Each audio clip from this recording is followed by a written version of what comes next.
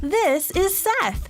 He loves climbing, bouncing with his brother on the trampoline, and playing baseball with his dad. All right, you ready? One day, his mom noticed something was wrong.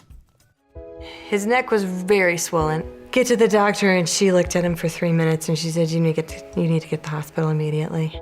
That was scary. They did the CAT scan, and I remember they came back and said, well, it's a good thing we did this. Seth had an infection in his neck. This doesn't happen very often. And we need to transfer you now. You're admitted to the hospital. He can't eat at this point. They might do surgery tonight. His fever was going up real fast. He was real miserable. The doctor came in and said, you also should know that we saw a blood clot on the CAT scan. A blood clot means that blood can't move around in the body like it normally does. A blood clot isn't like getting a cold or catching the flu. It doesn't happen to many people.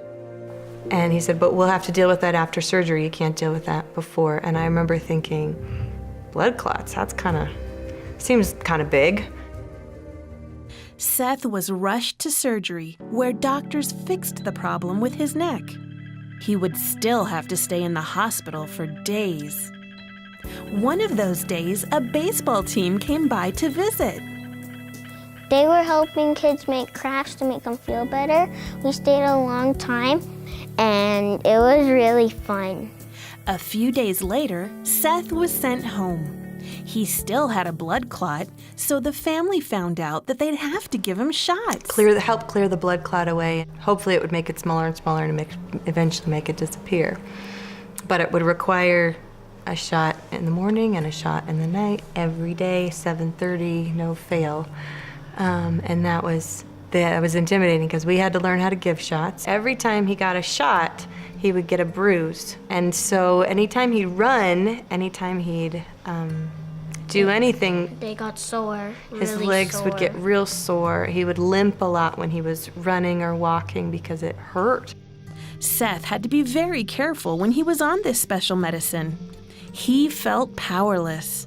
At recess, I couldn't play any sports. I couldn't do a thing. I couldn't play on the jungle gym. And I hated not being able to climb things. That was my favorite activity in the world. Seth had to trust in God's power. In the Bible, the book of Ephesians says, "This is the same mighty power that raised Christ from the dead." God's power got Seth through a hard time.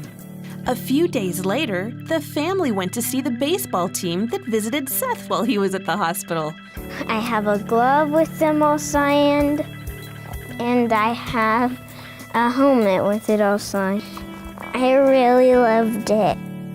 It's so amazing how God puts people in our lives to help with hard times.